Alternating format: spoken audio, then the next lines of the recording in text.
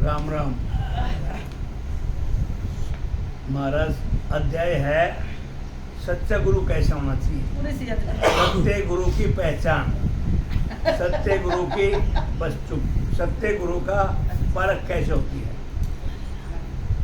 ऐसा सुखराम जी महाराज ने इस अध्याय में फरमाया। पिछले अध्याय में था कि कानफू का गुरु कैसे होते हैं, खंडदर्शन गुरु कैसे होते हैं। अब है सतगुरु कैसा होना चाहिए, उसकी पहचान, उसकी परख कैसी करनी चाहिए। ब्रह्मा सिरजो रचन को, विष्णु कर्ण प्रतिपाल, शिव को रचे श्रृंगार को, इंद्र वर्षण मेघमाल। महाराज फरमाते हैं ब्रह्मा रचना करने के लिए, जैसे महाराज फरमाते हैं तरह तरह के गुरु होते हैं। कोई कनफू का गुरु होता है, कोई नामकरण गुरु होता है। तो ऐसे ही सृष्टि में भी ब्रह्मा ने सृष्टि करने का काम दिया, परमात्मा ने विष्णु को पालन किया और संसारी लोग इनको भगवान मान के बैठे हैं। और ये हैं देवता, क्योंकि इनका आधार है राम जी का। राम जी के आधार पे सृष्टि बनाई गई। किसने? ब्रह्मा विष्णु महादेव शक्ति ने। लेकिन वो राम का नाम वो निराधार है। एक ही संसार में सृष्टि में जो है वो सत्सवद नैनचर कुदरत कला, राम जी का नाम निराधार है, बाकी सब आधार पे टिके हुए हैं। तो महाराज फरमाते हैं ब्रह्मा को सृष्टि रचने का काम दिया, विष्णु को पालना के लिए दिया, शिव जी को संहार करने के लिए, और इंद्र को मेघों की बरसात करने के लिए दिया। ऐसे मुकर्रर किए, ऐसे गुरु बना रखे हैं। कोई अध्ययन का करता है, कोई इस अमरलोक की प्राप्ति का गुरु होता है, कोई माया का गुरु होता है। तो महाराज फरमाते हैं ऐसे ऐसे गुरुओं के अलग अलग काम है। पाप पुण्य का न्याय को सिर जो है धर्मराज, संत सिरजा सुखराम गए जीव उदाहरणकार। धर्मराज को पाप पुण्य के न्याय करने के लिए बनाया, क्योंकि धर्मराज का काम था पाप को अलग कर दे, पुण्य को अलग कर दे। जो संसारिक जीव इस संसार में आया, कितना पाप किया, कितने पुण्य किया, उसका हिसाब करके वो उसकी गति को प्राप्त करवाता है। महाराज फरमाते हैं संतों को जीवों का उद्धार करने के लिए बनाया। ये संत इस संसार में आए जीवों का उद्धार करना, संसारिक जीव स्त्री हो या पुरुष हो, इनका उद्धार कर। महाराज ने बार बार फरमाया कि ये मानव जीवन बार बार नहीं मिलता है। 84 लाख योनि भुगत करके, 43,20,000 वर्ष भुगत करके ये मानव जीवन मिला है। हर ग्रंथ में बताया, रामायण में लिखा, भागवत में लिखा, ये मानव जीवन बड़ा मुश्किल है। लेकिन ये मानव जीवन को व्यर्थ में गंवा रहे हैं, ऐसे गंवा रहे हैं कीड़े मकोड़े की तरह। महाराज फरमाते हैं बार बार नहीं मिलना। हर चौपाई में बताते हैं मानव जीवन बड़ा मुश्किल मिला, लेकिन तब तक भी जो रहेंगे। महाराज ऐसा फरमाते हैं कोई नाम का कोई ढूंढ का, कोई सतगुरु जो जहाज, सब तिरछी सुखराम कहे भवसागर महाराज। कोई नाव की तरह, कोई ढूंढ का की तरह, कोई सतगुरु की जहाज की तरह। महाराज फरमाते हैं इस भवसागर से पार हो जाएंगे। नौका संग दो सोए हो, लाखा तारे जहाज, जन सुखिया गुरु ढूंढ का करे आप रोकाज। नौका रूपी सतगुरु के साथ 100-200 जहाज रूपी सतगुरु के साथ लाखों का उद्धार हुआ। महाराज फरमाते हैं ढूंढ का रूपी गुरु खुद का उद्धार करते हैं। सुखराम जी महाराज फरमाते हैं एक ढूंढ का जो गुरु होता है वो खुद अपना उद्धार करते हैं, लेकिन सतगुरु ऐसे है गुरु हैं जो जहाज की तरह हैं। नौका में एक भी बैठ जाएं, 10 भी बैठ जाएं, 1000 भी बैठ जाएं, लाख भी बैठ जाएं।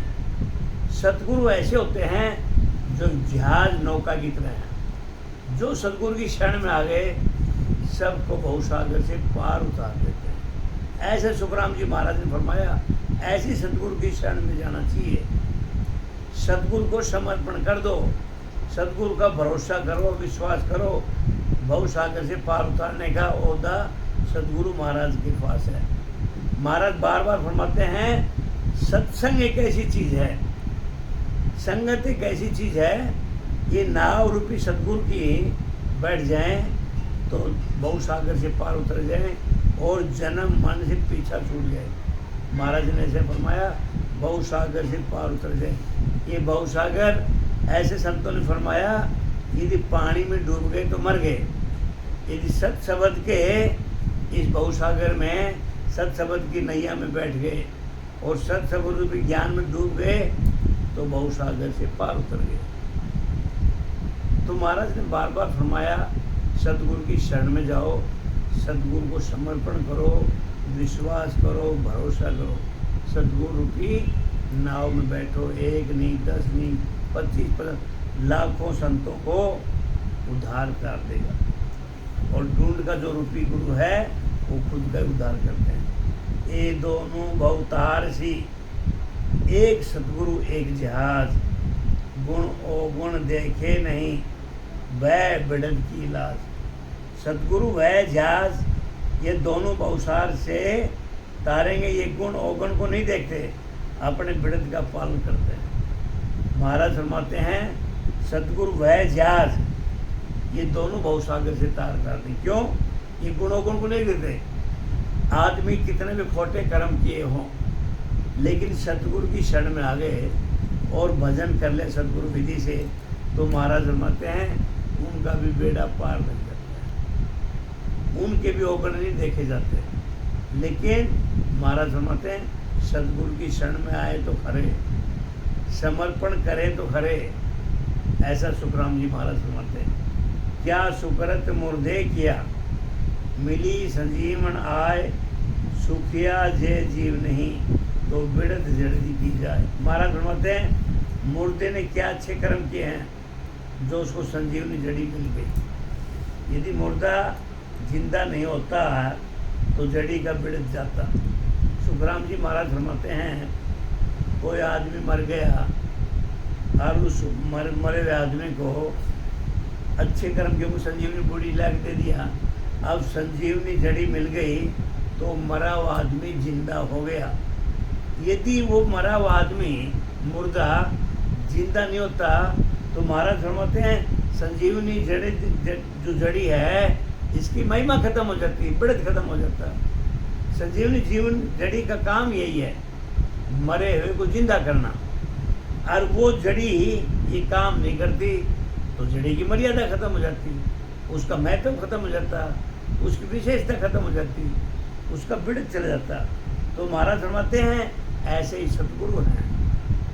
सतगुरु की शरण में जाने से बहुसागर से बेड़ा पार हो जाएगा। सत्संग एक ऐसी चीज है, सिमरन करो या ना करो, आकर के सो भी जाओ, संतों ने ऐसा फरमाया उसकी हाजिरी जरूर लगेगी, जरूर कुछ न कुछ लेके जाएगा। सत्संग ऐसी चीज है, अब सत्संग में ना ही आए तो क्या लेके जाएगा, ऐसा महाराज ने फरमाया है।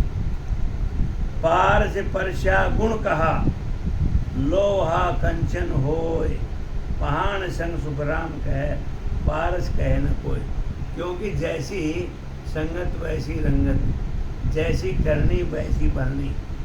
जैसा संगत का ज्ञान लोगे उतना ही तो फर्क, लेकिन संगत का सत्संग का रंग जरूर लगेगा। रंग खेले ना खेले, होली में थोड़ा बहुत तो रंग लगता है ना, घर में बैठे रहे तभी कोई इनको छिट्टा पिट्टा मार ही देता है, ऐसा ही संगत में है। तो महाराज फरमाते हैं पारस को परसने में क्या गुण होता है, लोहा सोना हो जाता है। पारस पत्थरी होता है, उसको लोहे पर लगाएं तो महाराज फरमाते हैं उसके गुण हैं, वो लोहे को सोना बना जाता है।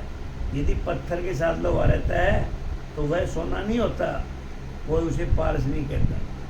पारस की पहचान है कि लोहे को लगाए तो सोना बना, वही पारस पत्थर यदि पत्थर को लगाए तो बोलता है वो सोना नहीं बनता। ऐसे ही महाराज फरमाते हैं यदि सतगुरु की शरण में जाना है, वो एक पारस पत्थर है, जाना तो इंसान को जाएगा। अज्ञानी आदमी को जो संतों की शरण में नहीं जाता और सतगुरु महाराज उनको पार उतारना चाहे तो कैसे पार, क्यों? वो अज्ञानी है, वो संतों की शरण में नहीं जाते, संगत में नहीं जाते, सत्संग में नहीं जाते। तो पर पारस भी लोहे को सोना बनाता है। ऐसे ही सद्गुरु भी उनको ही पार उतारते हैं जो लोहे की तरह काम करते हैं, जो संतों की शरण जाते हैं, सद्गुरु की शरण जाते हैं, समर्पण करते हैं, विश्वास करते हैं।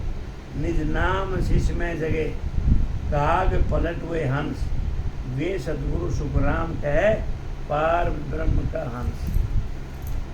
महाराज फरमाते हैं जो शिष्य घट में निज नाम की जागृति करा देते हैं, महाराज फरमाते हैं वो सद्गुरु हैं, ऐसे पार ब्रह्म का हंस। सुखराम जी महाराज फरमाते हैं ऐसे सद्गुरु की शरण में जाए तो शिष्य की दशा और दिशा बदल देता है। वो कैसे? शिष्य के घट में निज नाम की जागृति करा देते हैं। ये सद्गुरु महाराज के हाथ में सदा है, ये सामर्थ्य सद्गुरु हैं। शिष्य कैसा भी अनाड़ी हो, अज्ञानी हो, बिल्कुल भ्रमित हो, सद्गुरु के पास चले गए और सद्गुरु महाराज को समर्पण कर दिया तो महाराज सुनाते हैं उनको घट में निज नाम की जागृति करा देते हैं। ये सद्गुरु महाराज के पास इतनी ताकत है। महाराज फरमाते हैं वही सद्गुरु हैं जो पार ब्रह्म के अंश हैं। नीर चीर निर्णा करे वह साचा गुरु पीर, हंसा को सुखराम कहे नाम चुगावे ही। नीर क्षीर यानी माया ब्रह्म का निर्णय कर दे वो सद्गुरु। सुखराम जी महाराज फरमाते हैं जैसे माया और ब्रह्म है, ये मानव देह शरीर के अंदर माया भी है, ब्रह्म भी है। और जैसे दूध और पानी है तो दूध और पानी को अलग कौन करेगा? हंस करता है, दूध को पी लेता है और पानी को छोड़ देता है। ऐसे ही सद्गुरु होते हैं जो परमहंस होते हैं। महाराज फरमाते हैं ये मानव रूपी शरीर में माया भी है, ब्रह्म भी है। ब्रह्म क्या है? जिसके हम आधार पे जिंदा रहते हैं। ये जीव चेतन है, श्वास मिलता है, एक एक घड़ी ऊपर जाते हैं आते हैं, वो चेतना के आधार के पर हम जिंदा है।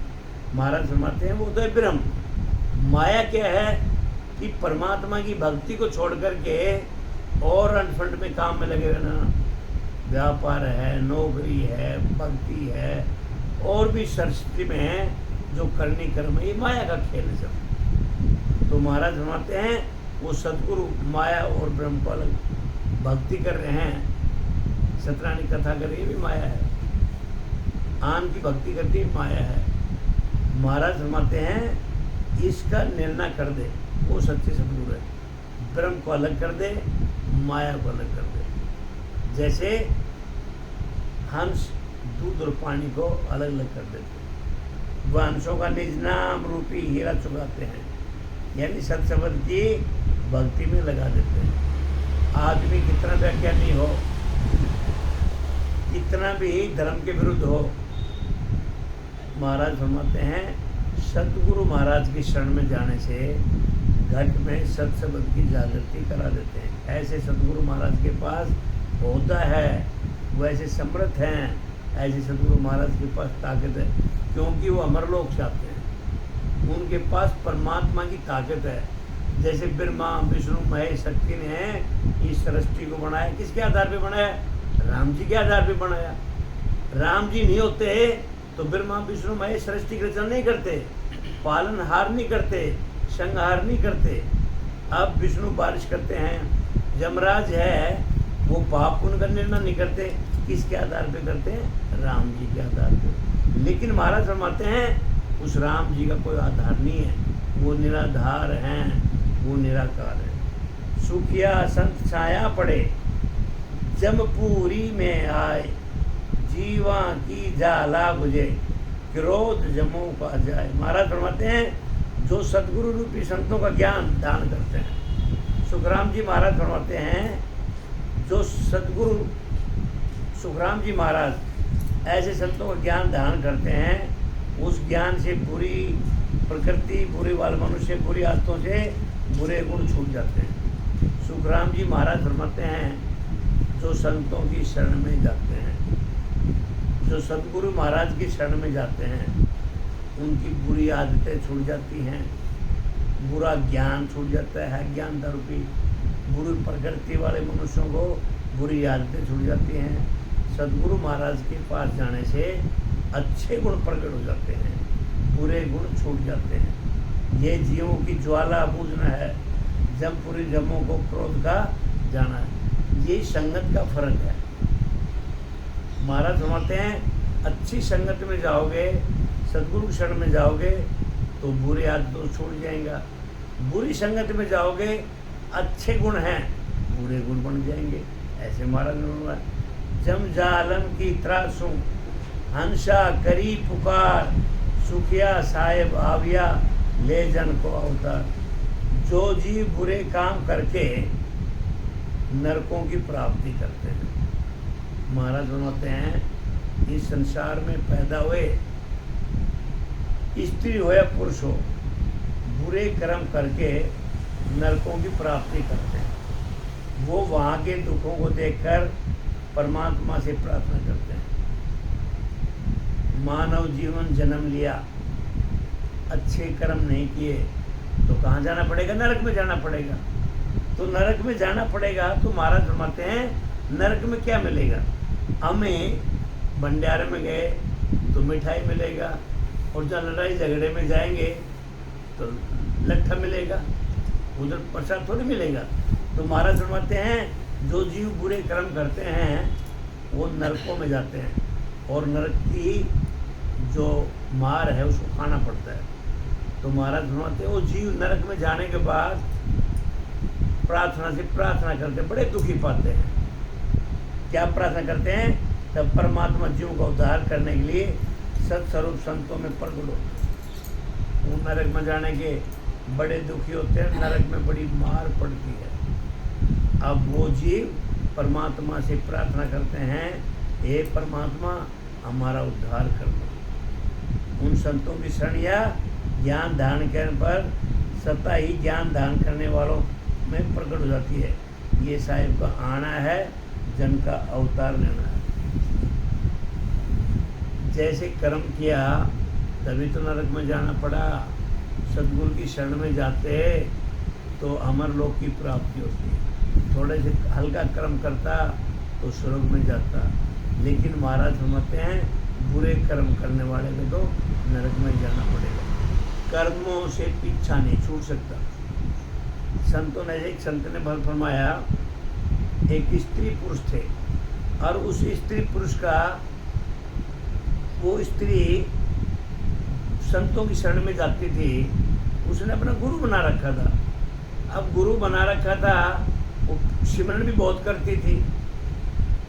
संतों ने ऐसा फरमाया कि 3 लोक के अंदर चले जाओ, हिमालय पर्वत के पार चले जाओ, कर्मों का भोग तो देना ही पड़ेगा। अब क्या हुआ, स्त्री पुरुष का झगड़ा बहुत होता था। सत्संग में भी जाती थी लेकिन फिर भी झगड़ा होता था, सिमरन भी करती थी लेकिन उसका पति उसको मारता था, पति स्त्री को मारता था। अब उस स्त्री ने अपने गुरुजी को कहा, गुरुजी मेरा पति मेरे को रोज मारता। तो उसके पति ने कहा, गुरुजी ने कहा रोटी मिलती हैं? बोला रोटी तो मिलती हैं। अब वो फिर आ जाए। अब जैसे जैसे समय निकल जाए, अब रोज में घर में वो महाभारत का महाभारत। अब वो स्त्री फिर गुरुजी के पास आती, गुरुजी मेरे आदमी ने बहुत मारा, मैं सिमरन भी करती हूँ, सत्संग में भी आती हूँ, भक्ति भी करती हूँ, फिर भी मेरे के साथ ही वो क्यों झगड़ा रहता है। अब उसका पति बहुत मारे। अब वो फिर आ गया, गुरुजी ने बताया रोटी मिलती हैं? हाँ भोजन तो मिलता है। कहानी लंबी है, मैं छोटी करके बताता हूँ। अब वो 7-6 महीने के बाद फिर गई गुरुजी के पास। गुरुजी अभी भी बहुत मारता है। तो गुरुजी ने बताया ये अपने कर्मों का तू भुगतान कर रही है। तू पूर्व जन्म में तू मौसी थी और ये तेरा सौतेला बेटा था। तूने इसको बड़ी तड़पा, क्योंकि वो तो संत थे, उनको तो भविष्यवाणी का, भूतकाल का, अभी का सब ज्ञान था और परमात्मा में सामर्थ्य दे रखी थी उनको आज ऐसा ज्ञान। तो उसको एहसास हुआ, उस महिला को परमात्मा ने ऐसी बुद्धि दी। अब तू पहले सौतेली माँ थी, ये तेरा बेटा था, तेरे पति ने 2 शादी की थी, तूने इसको बड़ा तड़पाया, कई दिन तूने भूखा रखा, बड़ी उत्पादना दी, बड़ी पीड़ा दी, इक्कीस दिन का भूखा काम भी करता था। तो मैं तेरे को बार बार ये पूछता था, तेरा पति रोटी तो दे रहा है, तू तो इसको भूखा रखती थी।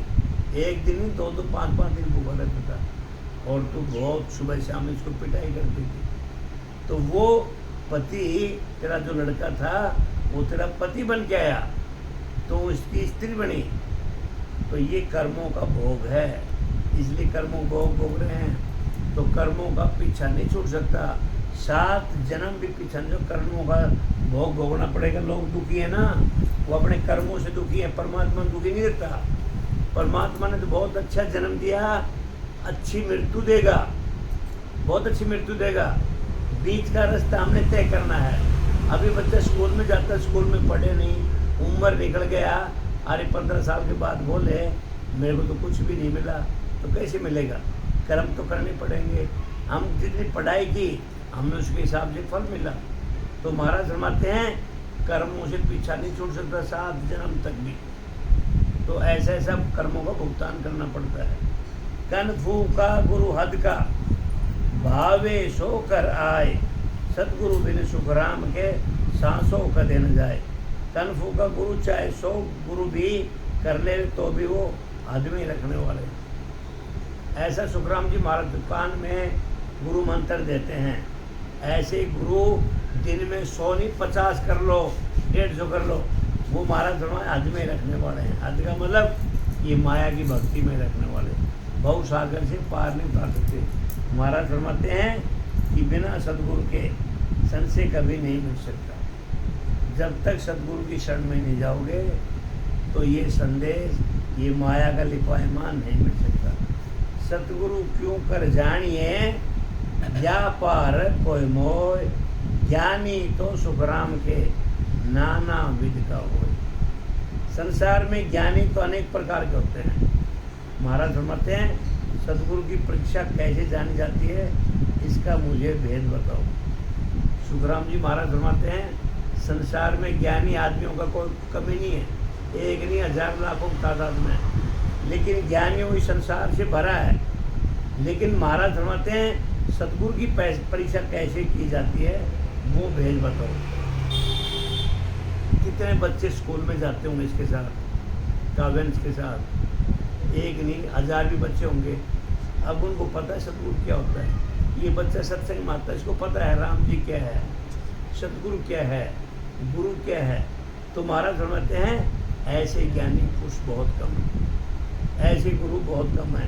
ये संसार में ज्ञान का तो भंडार है, बहुत ज्ञानी है, लेकिन महाराज फरमाते हैं ऐसे ज्ञानी लाओ मेरे पास जो सदगुरु की परीक्षा कर दे, जो सदगुरु की पहचान बता दे, जो सदगुरु जी का भेद बता दे।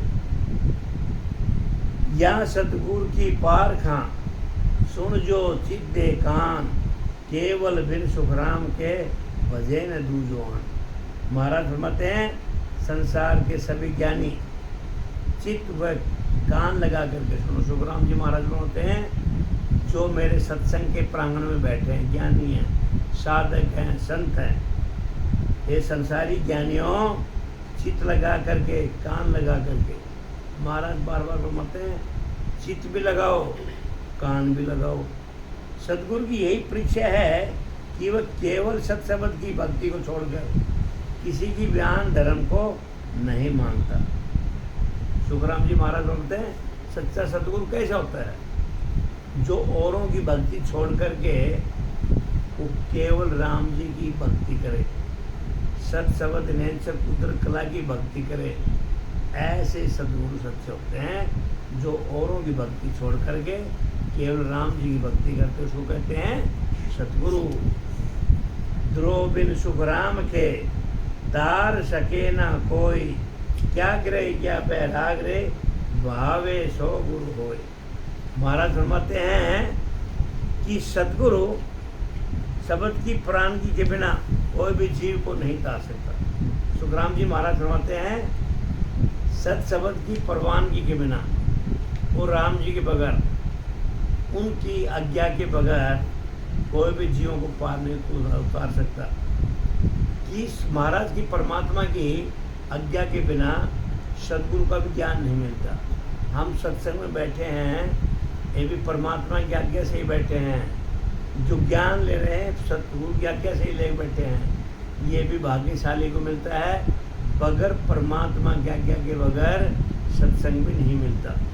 ऐसा महाराज फरमाते हैं। तो जीवों को उतार नहीं सकता, चाहे गृहस्थी हो चाहे बैरागी हो, कैसा भी गुरु हो उद्धार नहीं कर सकता। इति सदगुरु पारक का अंग संपूर्ण।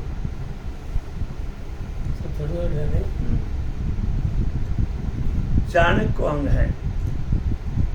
ऋग युजुट श्याम अधर बन सोई, चारों वेद गवाए, मोख मुगत की केल विचारी, पशुवे वेद दिखाए। महाराज फरमाते हैं ऋग्वेद, यजुर्वेद, श्यामवेद, अथर्ववेद, ये 4 वेद कहलाते हैं। महाराज फरमाते हैं कि मोक्ष मुक्ति गेल यानी मोक्ष का वैकुंठ प्राप्ति का विचार करो। वेदों का उच्चारण तो पशु भी अपने मुंह से करते हैं। सुखराम जी महाराज ने फरमाया कि संसार में 4 वेद हैं, ऋग्वेद, यजुर्वेद, श्यामवेद, अथर्ववेद। ये 4 वेद कहलाते हैं। लेकिन महाराज फरमाते हैं मोक्ष मुक्ति के लिए यानी मोक्ष वैकुंठ की प्राप्ति का विचार करो। वेद शास्त्र तो हैं, लेकिन वेद शास्त्रों को पठन करके ये तो समझो, विचार करो कि वैकुंठी का प्राप्ति का विचार कैसे होता है, वैकुंठ प्राप्ति कैसे होगी। वेदों का उच्चारण तो पशु भी अपने मुंह से करते हैं।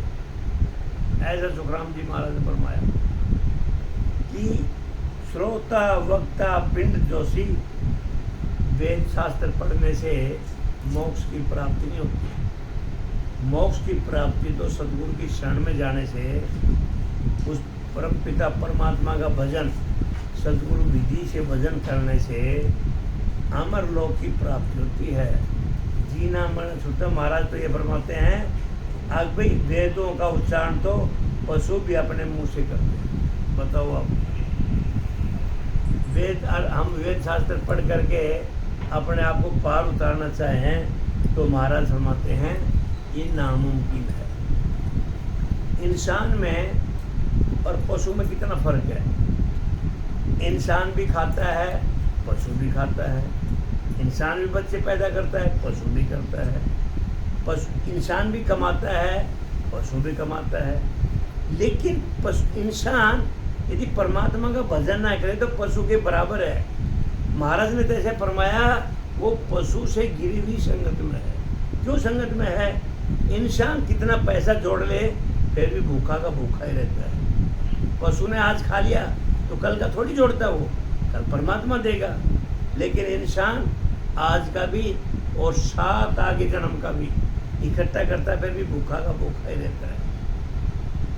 तो महाराज फरमाते हैं अरे इंसान जन्म लेकर के भी वो शूद्र की कैटेगरी में आता है। हाँ, मेरे को शूद्र की बात याद आ गई। वेद व्यास जी संत थे बहुत बड़े।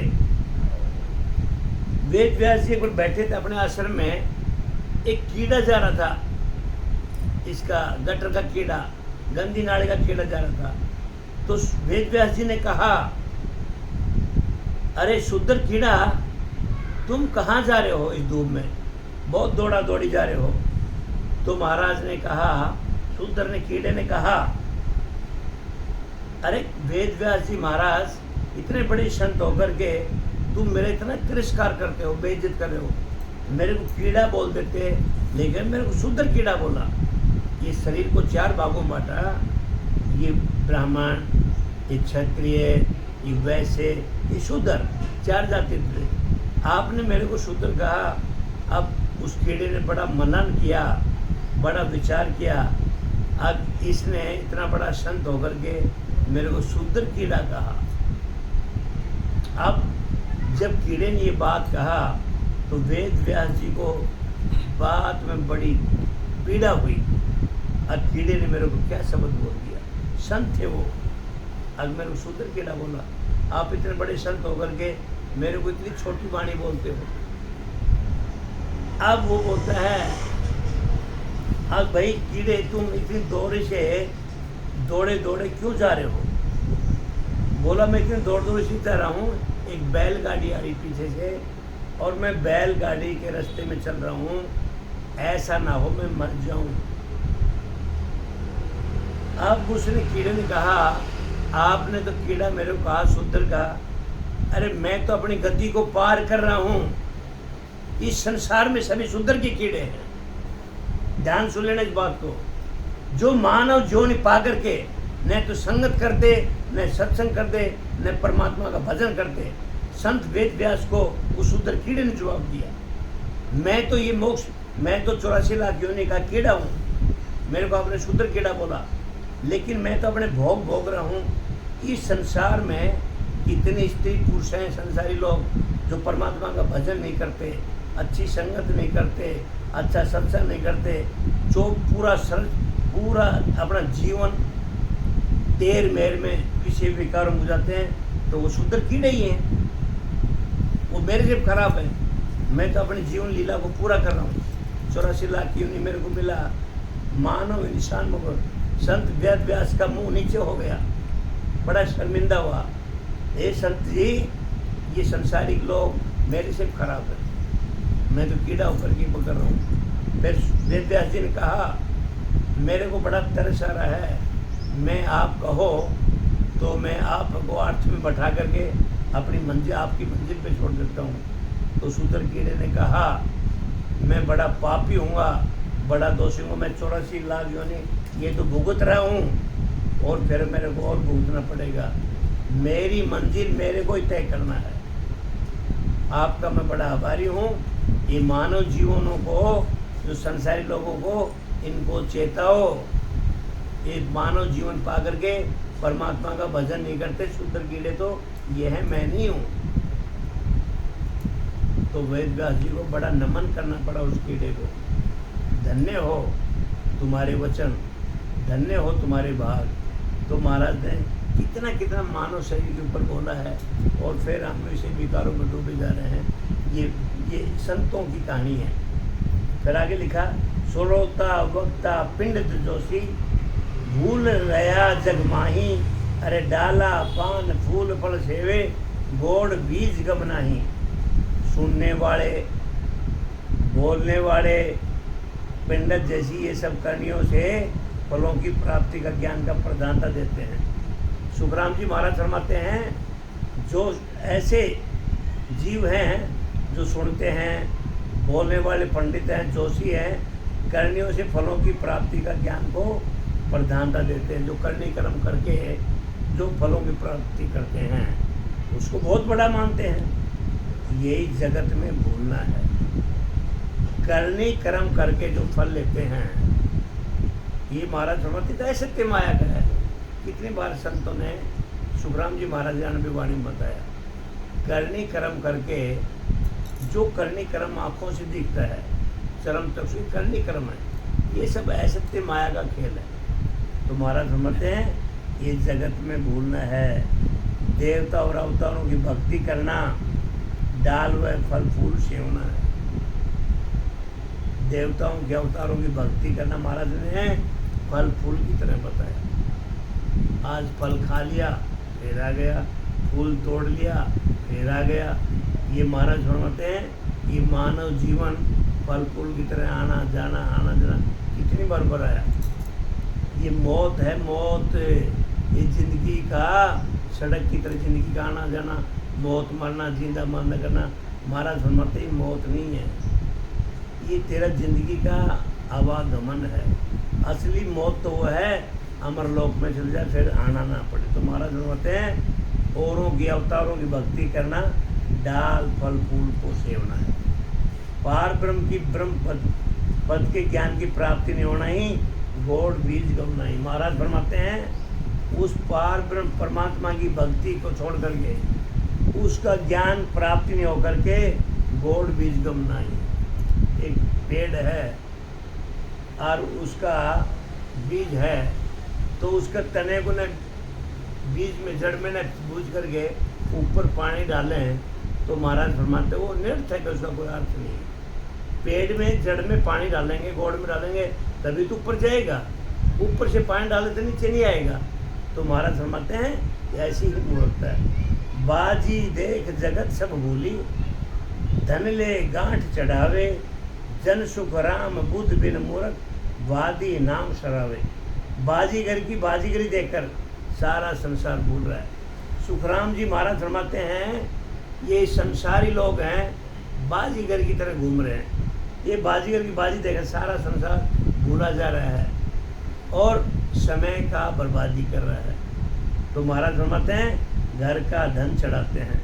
महाराज फरमाते हैं बुद्धि के बिना मूर्ख बाजीगर की सराहना करते हैं। ये संसार कैसा है? बाजीगर की खेल की तरह है। महाराज ने ये दृष्टांत कई बार दिया है। ये संसारी लोग हैं, बाजीगर की खेल की तरह लगे हुए। बाजीगर का को खेल हुआ और खेल देखा, पैसा भी देना, समय को भी बेकार करना और आनी जानी कुछ भी नहीं। तो महाराज फरमाते हैं संसारी जो भक्ति कर रहे हैं ये बाजीगर की खेल की तरह है। अंदर कुछ नहीं जाता, सिर्फ एक माया का एक खेल है। ऐसे ही सब संसार परमात्मा की रची सृष्टि सब झूठी है। इसमें मोहित होकर इसको सत्य समझता है, वह इसका बनाने वाला सत्य है उसको नहीं जानता। उंगली मार इसके ऊपर।